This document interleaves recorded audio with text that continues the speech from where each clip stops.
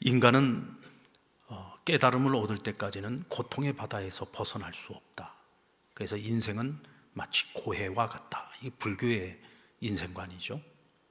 그래서 부처의 깨달음을 깨달을 때만이 인간은 이 고해로부터 벗어날 수 있다라고 하는 것이 고난을 바라보는 불교의 입장입니다. 그래서 불교에서는 이 고난이라고 하는 것을 굉장히 부정적으로 바라보고 인생을 불행하게 만드는 요소로 보고 있습니다. 그러나 우리 기독교 가치관에서 바라보는 고난에 대한 이해는 조금 차원이 다른 것 같아요. 모든 고난이 다 아름다운 것은 아닙니다만은 무엇으로 인한 고난이냐에 따라서 부정적인 면도 있고 또 역설적으로는 그것이 감추어진 축복이 되기도 하고 또 행복의 길로 정의가 되기도 합니다. 심지어 야고보서 기자는 너희가 여러 가지 시험을 당하거든 온전히 기쁘게 여기라 그랬어요. 여러분, 사람이 시험을 당하고 시련을 당하고 고난이 찾아오는데 어떻게 그것을 기쁘게 여길 수가 있습니까? 이것이 바로 기독교 차원에서의 고난입니다. 기독교의 신앙을 가지고 있는 사람들은 고난이 찾아왔을 때 그것을 기쁘게 여길 수 있다는 거예요. 오히려 그 고난을 통해서 우리가 인내가 연단이 되어지고 그래서 우리가 보다 더 온전한 그리스도인, 온전한 사람으로 거듭날 수 있기 때문이라고 말합니다. 또 예수님께서는 팔복의 8번째 복을 통해서 의로 인하여 박해를 당한 자가 복이 있다라고 말씀하고 있습니다. 여러분, 죽음의 위협을 당하면서 박해를 당하는 것이 어떻게 복이라고 말할 수 있겠습니까? 그러나 그것을 복되다고 말할 수 있는 것이 바로 기독교의 힘이고 능력입니다. 모든 고난을 다 미화시키겠다는 것이 아닙니다. 가치 있는 고난이 있고 행복한 고난이 있다는 것을 말씀하고 있는 것입니다. 그래서 우리는 먼저 고난이 찾아왔을 때 이 고난의 성격이 무엇인지를 잘 생각해보고 판단해야 됩니다. 어떤 분들은요, 내가 잘못해서 당하는 고난인데 마치 그것이 자기 십자가인 것처럼 이야기하는 분들이 있어요. 여러분, 내가 잘못해서 당하는 고난은 그건 자기 십자가가 아닙니다.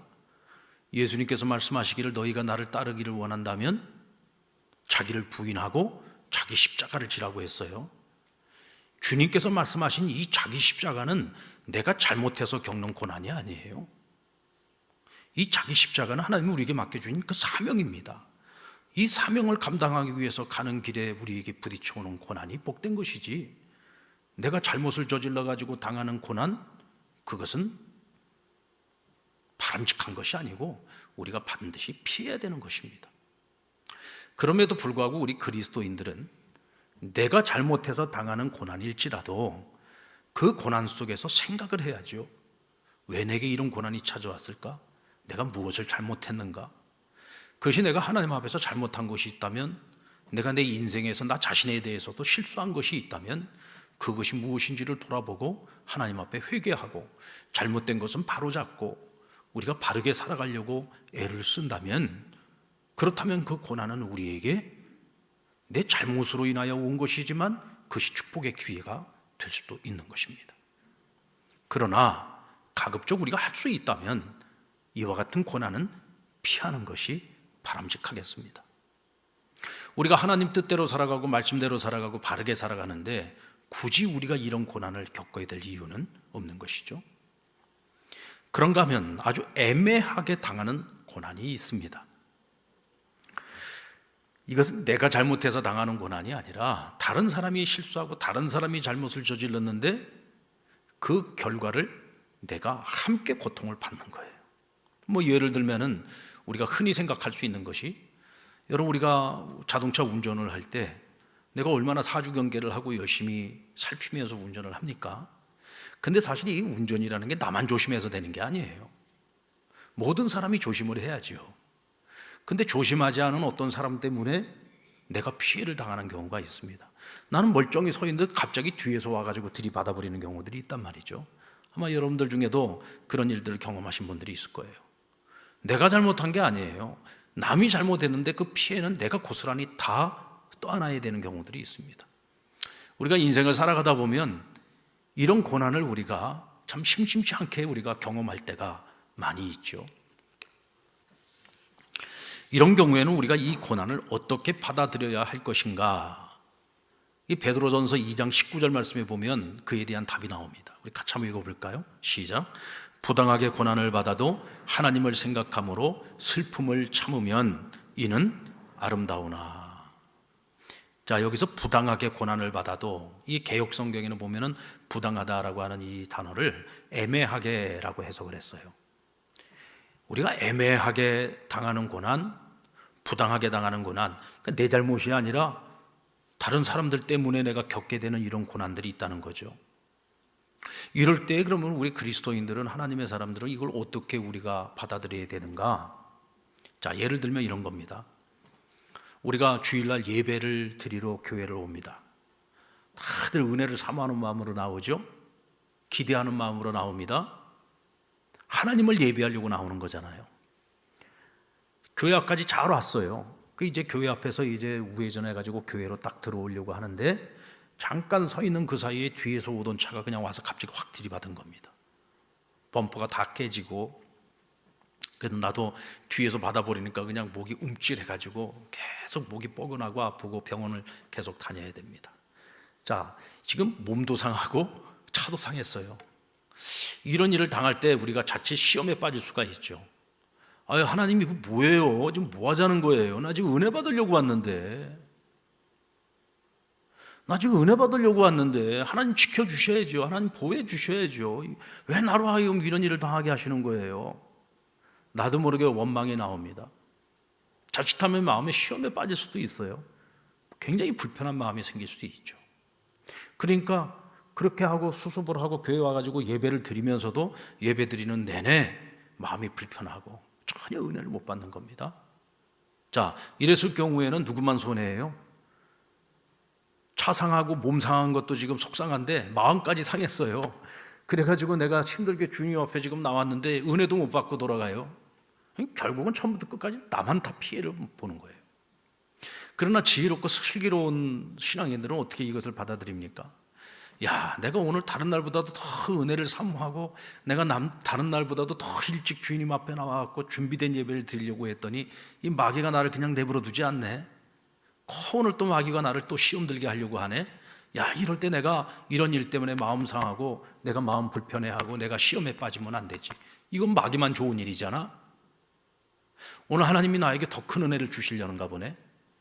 그리고는 더 하나님을 바라보고 더 의지하고 예배 시간에도 더 하나님 앞에 간절히 기도하면서 하나님 이런 일들이 발생되지 않게 해달라고 간절히 기도하고, 그러면 그날 다른 그 어떤 날보다도 하나님이 더 큰 은혜를 주시지 않겠습니까?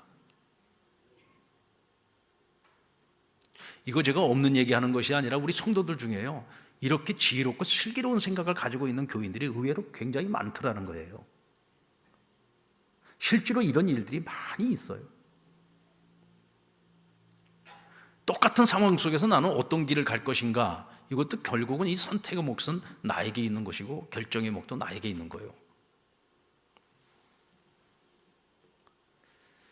나의 잘못으로 인하여 당하는 이런 고난이나 애매하게 부당하게 당하는 이런 고난들은 가급적 피하는 것이 좋고, 가급적이면 우리가 지나가지 않는 길이었으면 더 좋겠다는 거죠.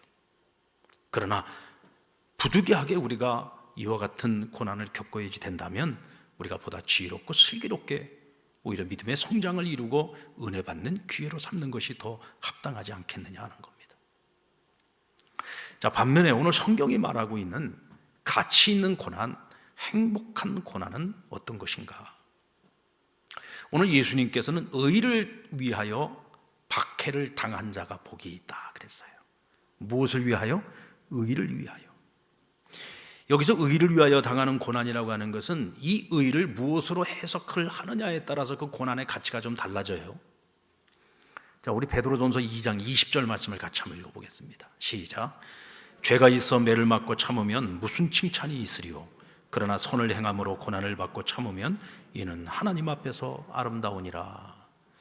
너희가 죄가 있어서 매를 받고 참는데 그것이 무슨 상이 있고 칭찬이 있겠느냐? 그러나 너희가 선한 일을 행하다가 고난을 당할 때 그것을 잘 참아내면 이는 하나님께 아름답다라고 말하고 있습니다. 여러분, 선을 행한다라고 하는 것이 뭐예요? 불의에 항거하는 거죠. 진리를 따라서 살아가는 겁니다. 정의로운 삶을 살아가는 것이죠. 이것이 우리가 흔히 세상에서 말하는 의입니다. 그런데 어느 시대가 되었든 이런 정의로운 삶을 살아가려고 하고 의로운 삶을 살아가려고 하고 진리를 따라서 살아가려고 하는 사람들에게는요, 반드시 반대가 있고 고난이 뒤따라요. 왜냐하면 세상에는 이와 같은 선한 일들을 가로막으려고 하는 악한 세력들이 있기 때문에 그렇습니다. 그런데 이런 악한 세력들 때문에 선한 삶을 살려고 하는데도 불구하고 고난이 그치질 않아. 그래서 여러분, 세상에는요, 아름다운 고통이 있고 아름다운 슬픔이 있고 아름다운 눈물이 있는 거예요. 그리고 그런 아름다운 슬픔과 고통을 끝까지 참고 견뎌내는 그런 사람들이 있어서 이 세상이 불의를 이겨내고 그래도 정의로운 세상을 만들어 갈 수 있는 겁니다. 내일은 3.1절입니다. 이 3.1절은 우리 독립 만세운동, 이 비폭력 만세운동 아닙니까? 일본의 앞자리에서 고통받고 있던 조선의 민초들이 일어났어요. 세상에 권력을 가지고 있는 자들이 일어난 것이 아니라 아무런 힘도 없는 지극히 연약했던 백성들이 나라를 살려보겠다고, 나라를 구원해보겠다고 그들이 들고 일어나가지고 칼과 창이 아니라 단지 그들이 가지고 있는 그 가슴 뜨거운 마음, 조국을 사랑하는 마음, 정의를 사랑하는 그 마음 하나 가지고서 나아가서 그들이 목숨을 걸고 대한독립 만세를 외쳤던 거죠. 남의 나라를 침략하고 식민지로 만들고 백성들을 약탈하고 수탈했습니다. 백성들의 인권을 유린했습니다. 온갖 악행을 저질렀던 그 일본의 제국주의자들, 그들에게 힘없는 민초들이 일어나서 자유를 선언한 겁니다. 그리고 정의와 공의를 외치면서 진리를 부르짖은 사건이 바로 3.1 독립만세운동이죠. 여러분, 이와 같은 정의로운 일을 행하기 위해서는 반드시 대가지불이 필요합니다. 수많은 사람들이 감옥에 투옥되었고 정말 끔찍한 고문을 당하면서 수많은 이들이 죽어나갔습니다. 그러나 여러분, 그 고난 속에서도 끝까지 그 정의로운 길을 걸어갔던 그런 사람들이 있었기 때문에 세상은 좀 더 정의로워질 수 있었던 거죠. 하나님께서는요, 이와 같은 세상의 정의에 대해서도, 이 세상의 의에 대해서도 하나님은 아름답다고 말씀을 하십니다. 자, 그런데 오늘 주님께서 말씀하시고 있는 이 팔복의 마지막 복은 이 사회적 정의를 뛰어넘어서 예수 그리스도를 위하여 당하는 고난, 복음을 위하여 당하는 고난, 하나님의 말씀 진리를 지켜내기 위해서 당하는 고난을 말씀하고 있는 것입니다. 이것을 좀 더 확대해서 말을 하면 지상의 나라가 아니라 영원한 하나님의 나라를 위해서 박해를 당한 자, 그들이 복되다고 말씀을 하십니다. 왜 그럴까요? 그들에게는 천국이 주어지기 때문입니다. 여러분, 사회적 정의를 위해서 자기를 희생했던 수많은 사람들이 있어요. 그들에게 주어지는 대가, 보답은 무엇일까요? 사회적으로 주어지는 영광입니다. 그래서 세상은 그들을 향해서 뭐라고 얘기합니까? 의인이라고 부르지 않습니까? 사회적 의인들인 거죠. 그래서 국가는 그들에 대한 보상으로 나중에 그들이 세상을 떠나고 난 후에 국립묘지에 그들을 안장시켜 줍니다. 여러분, 국립묘지는 아무나 가는 게 아니에요. 국가를 위해서 자기를 희생한 사람, 정의와 진리를 위해서 자기를 희생한 사람들이 가는 곳이 국가가 그만한 예우를 해주는 거죠. 참 귀한 분들인 겁니다.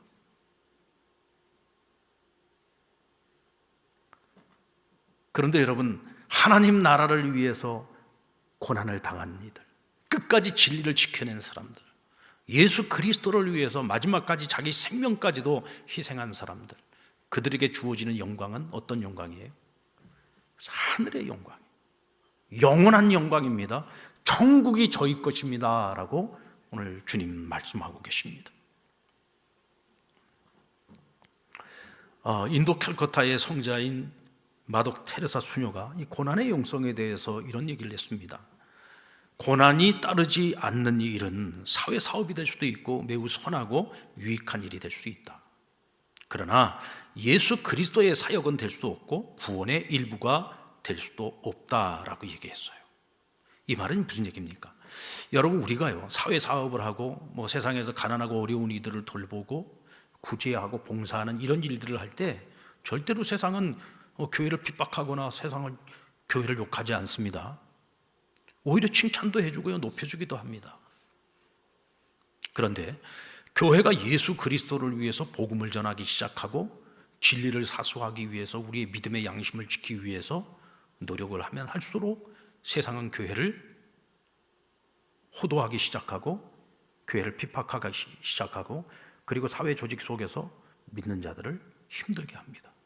고난이 시작이 되는 거죠. 그러니까 그런 고난이 따르지 않는 착한 일, 선한 일, 그것은 사회적으로는 좋은 일일 수 있어요. 그러나 그것이 하나님 영광을 위해서는 전혀 도움이 되지 못합니다.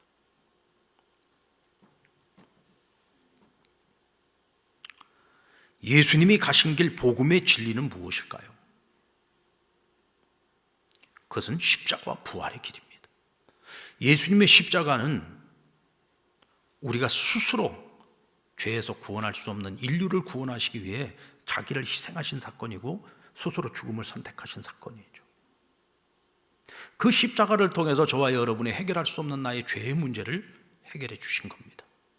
그리고 부활을 통해서 우리에게 영원히 사는 길을 열어주셨습니다. 예수님께서 행하시는 일은요, 사회적 정의를 이루는 것하고 차원이 다른 거예요. 어떤 특정한 나라, 어떤 특정한 백성들만을 위한 것이 아니죠. 주님께서 행하시는 일은 온 인류를 구원하시고 온 인류가 진리를 바로 깨닫고 그 진리를 따라서 진정 행복하게 살아갈 수 있는 그 길을 열어주신 사건이에요. 그래서 이것이 모든 사람에게 기쁜 소식인 복음이 될 수 있는 것입니다. 아멘입니까? 그러면 그리스도를 따르는 삶을 살아간다는 것은 뭐예요? 주님께서 이 땅 가운데서 걸어가셨던 그 길을 따르는 삶이에요. 그래서 주님께서 자기 십자가를 지시고 그 길을 걸어간 것처럼 오늘 우리도 각자 자기 십자가를 지고 그 길을 따라가는 겁니다. 내가 감당해야 될 자기 십자가는 무엇입니까? 바로 복음을 위해서 사는 거예요. 예수 그리스도를 위해서 살아가는 것입니다. 내가 믿는 성경의 진리, 하나님의 말씀, 그 절대 진리를 믿고 그 절대 진리를 수호하기 위해서 살아가는 거예요. 때로는 그것이 내가 내 목숨을 바쳐서라도 지켜내야 되는 것이라면 그 어떤 고난도 내가 감당하고 그것을 이겨내고 극복해서 반드시 지켜내야 되는 것이죠. 이것이 바로 복음이고 복음을 위해서 살아가는 삶인 겁니다. 그러니까 사회적 정의와 그리스도의 복음의 정의는 달라요. 사회적 정의를 뛰어넘는 것이 뭐냐? 복음의 정의요, 복음의 진리인 겁니다. 그래서 이 복음을 위해서 살아가는 자, 복음을 위해서 고난받는 자가 복되다고 주님께서 말씀하고 있는 것입니다. 그런데 우리가 그 길을 걸어가려면요, 이게 참 내 힘만으로는 안 됩니다. 내 의지만 가지고는 어렵습니다. 예수님과 복음을 위해서 살다가 박해를 당할 때 우리가 끝까지 그 길을 포기하지 않으려면 주님의 마음이 필요하고 주님의 성품이 필요해요. 주님의 가신 그 길을 따르지 않고 본받지 않으면 절대로 우리가 끝까지 그 고난을 견뎌낼 수 없습니다. 여러분, 팔복의 말씀 가운데 그래서 마지막 복이 바로 의를 위하여 박해를 당한 자가 복이 있다고 말씀하신 거예요. 팔복의 길이 어떤 길입니까? 주님의 성품을 닮아가는 길이고 주님이 가신 그 길을 끝까지 따라가는 길이잖아요. 한번 잘 생각해 봅시다. 나는 죽고 예수로 살아가는 삶을 우리가 살아가지 못한다면, 나는 죽고 예수로 살아가는 삶을 위해서 절대적으로 필요한 게 뭡니까? 가난한 마음이잖아요. 가난한 마음. 주님께 나는 빚진 자예요. 십자가에서 나도 주님과 함께 죽었어요. 날 대신하여 주님도 죽으시면 나도 죽은 거예요. 나 새 사람 된 거예요. 그래서 철저하게 우리는 나를 비우고 예수로 나를 가득 채우면서 살아가는 거죠. 우리가 이런 마음, 가난한 마음을 갖지 않으면서 어떻게 우리가 내게 찾아오는 복음으로 말미암는 그 박해를 견뎌낼 수 있겠어요? 어떻게 우리가 그 핍박을 견뎌낼 수 있겠습니까? 내가 죽어야만 감당할 수 있는 거죠. 죄와 악으로 가득한 세상 속에서 목자 없는 양같이 살고 있던 당시의 그 백성들, 그 민초들을 바라보시면서 예수님께서는 늘 애통하는 마음을 가지셨습니다. 그들을 불쌍히 여기는 마음을 가지셨죠. 그래서 예수님은 자기 몸을 버려서 그들을 구원하고자 애쓰셨던 것입니다. 오늘 저와 여러분에게도 애통해 하셨던 그 주님의 마음이 필요하죠. 그 마음이 없이 우리가 어떻게 복음을 전할 수 있으며, 그 마음 없이 우리가 어떻게 주님이 가신 그 길을 따를 수 있겠습니까? 주님의 온유함, 긍휼히 여기는 마음, 바로 그런 마음들이 있었기 때문에 예수님께서는 자기를 죽이는 자들, 그 로마의 군인들을 위해서 십자가상에서 그들을 변명해 주시고 그들을 위해 기도해 주셨잖아요. 아버지여, 저들을 용서해 주세요. 저들은 지금 자신들이 하는 짓이 무슨 짓인지를 알지 못합니다. 자기를 죽이려고, 자기를 조롱하고 핍박하는 그들을 바라보시면서 오히려 불쌍히 여기고 긍휼히 여겼다 그랬어요. 이 사랑의 마음이 없이 어떻게 그런 마음을 가질 수가 있겠습니까? 근데 주님께서 말씀하시잖아요. 그런 마음을 가지고 있는 자들이 하나님의 위로를 받을 것이다. 그런 마음을 가지고 있는 자들이 긍휼히 여김을 받을 것이다. 그런 마음을 가지고 있는 자들이 땅을 기업으로 얻을 것이라고 말씀하셨습니다. 오늘 우리에게 그 마음이 있어야 견뎌낼 수 있고 참아낼 수 있고 극복해낼 수가 있는 거죠. 마음이 청결하지 않은데, 우리의 마음 가운데 하나님이 주신 화평을 잃어버리고 살아가는데 어떻게 우리가 그 핍박을 견뎌내고 이 세상에서 화목해하는 그 직책을 감당해낼 수가 있겠습니까? 결국은 이 예수님의 팔복, 바로 이 예수님의 마음을 갖지 않고서는, 예수님의 성품을 닮아가지 않고서는 우린 절대로 끝까지 이 복음을 위해서 살아가는 삶을 우리 감당해낼 수가 없는 거예요. 이건 내 의지로 되는 것이 아니고 내 능력으로 되는 것이 아닙니다. 그러니까 철저하게 내 성품이 조금씩 변화되어져가는 그 여정 속에 있을 때에 어느 순간 내게 찾아오는 그 어떤 고난도 감당해낼 수가 있는 것이고, 그 핍박도 감당해낼 수 있는 거예요. 8가지 복이자 8가지 주님을 따르는 길은요, 그 내용상으로 볼 때는 서로 다른 것처럼 보이는데 알고 보면 같은 길이에요. 한 길입니다. 그에 따르는 복도 역시 마찬가지죠. 각각 다른 복처럼 보이지만 결국은 하나입니다. 어디로 가는 길입니까? 어느 길로 나아가는 길입니까? 어떤 도상에 있는 것입니까? 바로 천국 가는 길이요. 그것이 천국으로 가는 그 도상 가운데 있는 거죠. 하나님의 나라는 하나님의 위로가 있는 나라요, 하나님의 유업이 있는 나라요, 배부름과 긍휼히 여김이 있는 나라요, 하나님의 자녀들의 나라요, 하나님을 볼 수 있는 나라입니다. 이 땅에서는 우리가 그 하나님의 나라를 우리의 마음으로 누리는 것이고 믿음으로 누리는 것이지만, 언젠가 우리가 이 세상에서 우리의 생명이 끝나는 그날에는 천상에서, 그리고 영원한 하나님의 장막에서 이와 같은 천국의 삶을 누리게 되는 것입니다. 그리고 그 영원한 영광은 의를 위하여 핍박을 받은 자들에게 주어진다고 오늘 주님께서 말씀하십니다. 어떤 형태의 핍박이 되었든 의를 위하여 그 핍박을 끝까지 견뎌내는 자에게 천국이 주어진다고 말씀하십니다. 엔도 슈샤쿠의 사일런스라고 하는 이 침묵이라는 소설이 있습니다. 이 책은 17세기 도쿠가와 시대에 기독교가 박해를 당하는 그 사건을 배경으로 깔고 있는 소설인데요. 이 1635년에 예수회에서 마지막 선교사를 일본에 파송을 했는데 그가 일본에서 배교를 했다는 소문을 듣게 됩니다. 그러면서 로드리고라고 하는 신부를 이제 선교사로 보내게 되는데, 그 배교를 한 그 신부의 제자였습니다.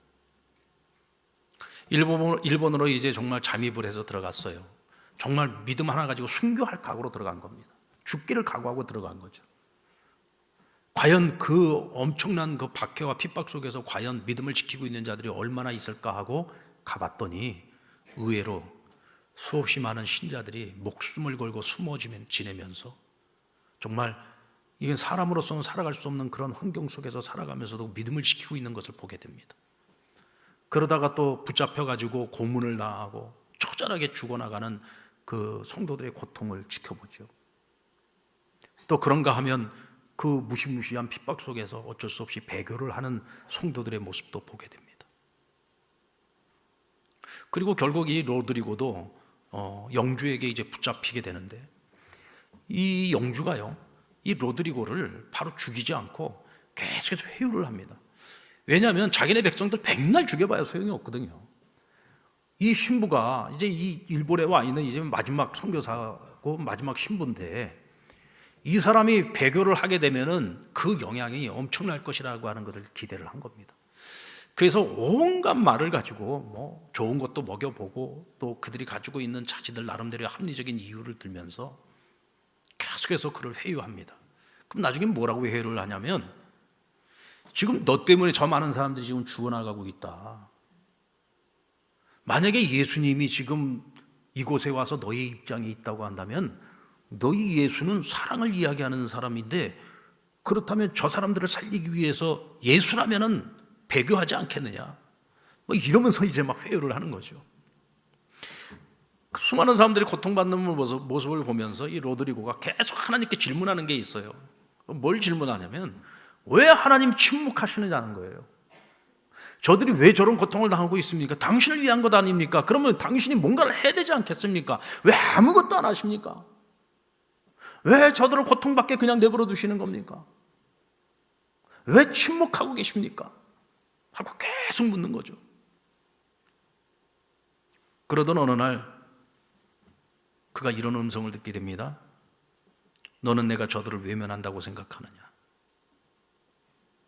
나는 그들과 같이 고통을 받고 있었다. 나를 밟아라. 나는 밟히기 위해서 세상에 왔노라.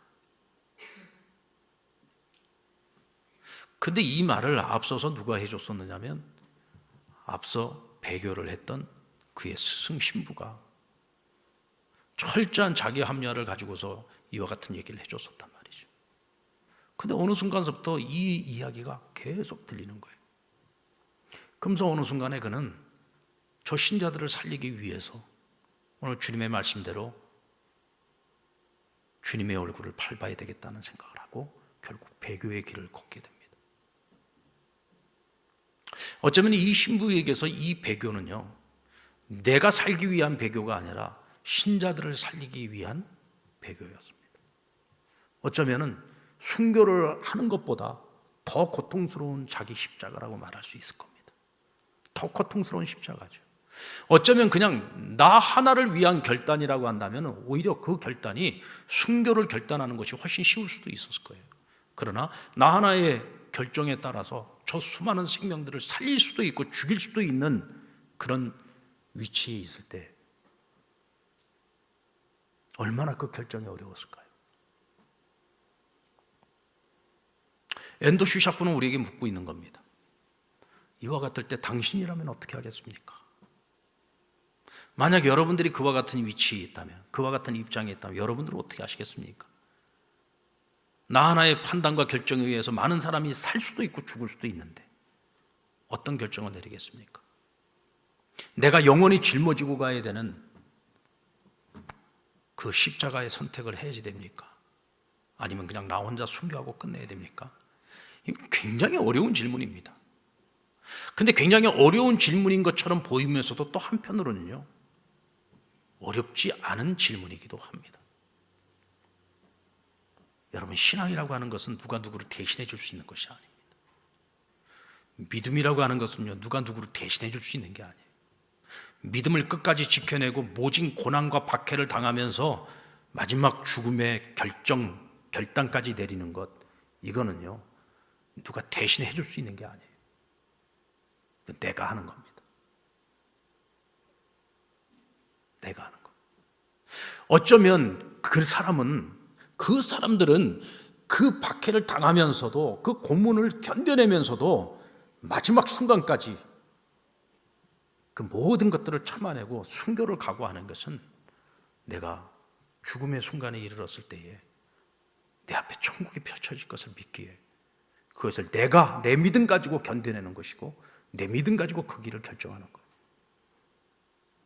내가 그 사람 살리겠다고 내가 배교한다고 해서 이 사람이 사는 게 아니요, 내 결정에 의해서 이 사람의 천국을 가고 안 가고 하는 게 아니에요. 그는 각자 자기의 몫이라는 거죠. 결국 그 또한 자기 합리화에 불과한 겁니다. 믿음의 길은 내가 선택하고 내가 가는 길이요. 오늘 의를 위하여 핍박당한 자에게 주어지는 이 복은 나의 믿음을 가지고 내가 받아내는 천국인 것입니다. 주기철 목사님도 그랬고 손양호 목사님도 그랬습니다. 우리보다 앞서갔던 그 수많은 믿음의 선배들이 그와 같이 자기 믿음의 결단을 따라서 의를 위하여 핍박당하며 결국은 천국의 상급을 받았다는 사실을 우리는 기억해야 됩니다. 우리 한번 따라올까요? 천국은 하나님의 침묵을 견뎌낸 사람들만이 누리는 것입니다. 그렇습니다, 여러분. 하나님의 침묵을 견뎌낼 수 있는 사람만이 천국을 소유할 수 있는 거예요. 1980년 광주항쟁으로 수많은 사람들이 비참하게 죽어갈 때 연세대학교 채플에서 김흥겸이라고 하는 신학생이 대표 기도를 했습니다. 그의 기도는 하나님, 이제는 당신이 회개하셔야 할 때입니다 라는 말로 기도가 시작이 되었습니다. 제가 그 전문을 한번 읽어드리겠습니다. 주여, 당신의 뜻이 무엇입니까? 당신의 뜻을 더 이상 우리가 이 땅에서 실현할 자신이 없습니다. 아니, 힘들어서 못해 먹겠습니다. 우리 보고 회개하라고요? 우리가 죄인이라고요? 정말 울며 불며 회개해야 될 것은 당신이요, 죄인 중에 죄인은 바로 당신입니다. 우리 보고 하라 말고 당신이 한번 이 땅에서 당신 하고 싶은 대로 한번 해보세요. 그래요, 우리는 아무것도 못해요. 그런 당신은 무엇을 했습니까? 독재자가 백주 대낮에서 1000명을 학살하는 광주에서 당신은 무엇을 했나요? 당신이 선택했다는 우리도 아무것도 못했지만 당신은 또 무엇을 했습니까? 우리를 시키지 말고 당신이 직접 해보라니까요. 정말 회개해야 할 것은 당신의 실패작인 우리가 아니라 아무것도 하지 않은 당신, 바로 당신 야훼 하나님입니다. 불쌍한 하나님, 우리 같은 것을 앞세워 하나님 나라를 만들겠다는 하나님, 당신이 그래도 절 사랑한다면 이 길을 가다가 변절하기 직전에 죽여주소서. 그렇게 사랑하셔서 당신이 죽인 예수 그리스도 이름으로 기도드립니다. 참 황망하지요? 하나님의 침묵을 이해하지 못하겠다는 겁니다. 이 세상에서 벌어지고 있는 일들을 보면 왜 하나님이 침묵하고 있는지, 과연 그러고도 하나님이 살아계시다고 말할 수 있는지 못 믿겠다는 거죠. 과거 2차 세계대전 때에 아우슈비츠에서 수없이 많은 유대인들이 비참하게 학살을 당했습니다. 매일매일 죽어나가야 했던 그 유대인들, 하루하루를 지옥과 같은 삶을 살아야 했던 그 유대인들의 입장에서 보면 오늘 이와 비슷한 심정이 아니었을까요? 하나님 왜 침묵하십니까? 당신 대체 어디에 계십니까? 대체 무엇을 하고 계시는 겁니까?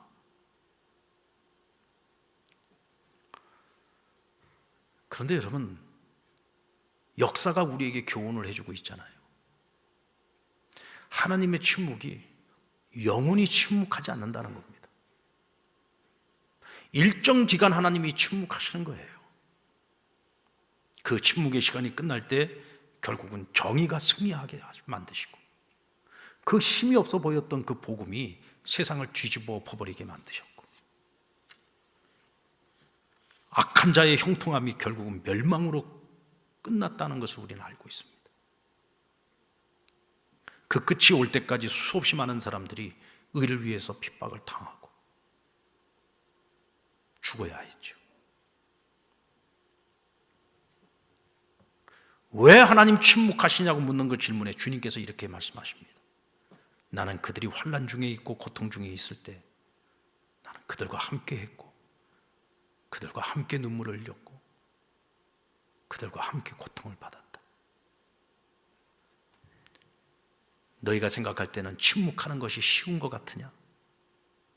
모든 것을 할 수 있음에도 불구하고 침묵하며 그것을 지켜보고 있어야 되는 내 마음과 내 심정, 너희가 생각해 본 적이 있니? 아들이 죽어가고 있는데도 그것을 지켜봐야 하며 침묵해야만 했던 내 심정을 너희가 아니? 나의 그 침묵이 있어서 예수는 부활할 수 있었고, 나의 그 침묵이 있어서 너희가 구원을 얻을 수 있었고, 너희가 고난당할 때 나의 그 침묵이 있어서 너희가 천국을 소유할 수 있게 되었다 라고 주님이 말씀하십니다. 여러분, 이태리 밀라노 대성당에는 아치로 된 3개의 문이 있습니다. 그 첫 번째 문에 이런 글이 새겨져 있는데요. 모든 즐거움은 잠깐이다.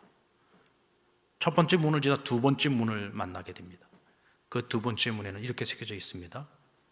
모든 고통도 잠깐이다. 세 번째 문에 이르게 되면 오직 중요한 것은 영원한 것이다 라고 적혀 있습니다. 여러분, 우리는 지금 영원한 것을 갈망하면서 살아가고 있습니까? 여기가 아니라 저기를 바라보면서 지금 살고 있느냐는 겁니다. 이 세상의 영광이 아니라 하나님의 영광을 바라보고 살아가고 있는가? 그렇다면 우리는 반드시 이 하나님의 침묵을 견뎌내야 합니다.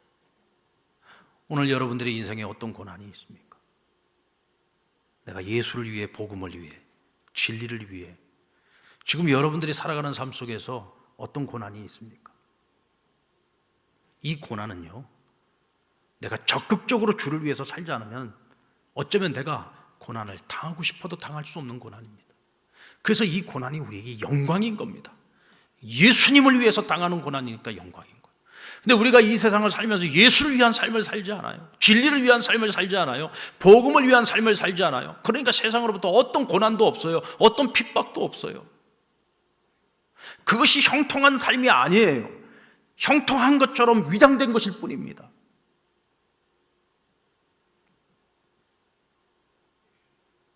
이 세상을 살아가는 그리스도인들이 주를 위해서 살아가며 고난을 당하고 박해를 당하는 것은 너무나도 당연한 것이고 마땅한 것이라고 주님께서 말씀하십니다. 그리고 그것이 복되다고 말씀하십니다. 하나님의 침묵을 견뎌낼 수 있느냐? 그것을 견뎌내는 자만이 천국을 소유하게 될 것이라고 주님께서 말씀하십니다. 이를 위해 주님의 성품을 닮아가는 저와 여러분 되기를 바랍니다. 주님이 걸어가신 그 8가지 팔복의 길을 한 걸음 한 걸음 저와 여러분이 따라갈 수 있기를 원합니다. 여러분, 의의를 위하여 내가 내 목숨을 내놔야 되는 날이 어느 날 갑자기 문득 우리 앞에 찾아올 수 있습니다. 만약에 우리나라가 사회주의 국가가 되고 공산주의 국가가 되고, 만약에 결코 이 세상에서 일어나서는 안 될 그런 일이, 그런 현상이 지금 우리가 살고 있는 이 한반도에서 만약에 일어난다고 하면 당장에 우리 앞에 닥쳐와 오게 될 현실입니다. 예수를 부인하면 살 수 있고 끝까지 예수를 믿겠다는 신앙을 지키면 그 자리에서 죽어야 되는 현실이 만약 오늘의 현실이 된다면 여러분들은 어떤 선택을 하시겠습니까? 이때 여러분 꼭 기억하시기 바랍니다. 즐거움도 잠깐이요, 고통도 잠깐이다. 그러나 오직 중요한 것은 영원이다.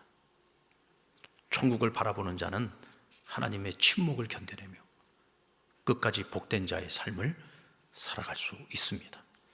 저와 여러분이 그 길을 묵묵히 걸어갈 수 있기를 주의 이름으로 축원합니다.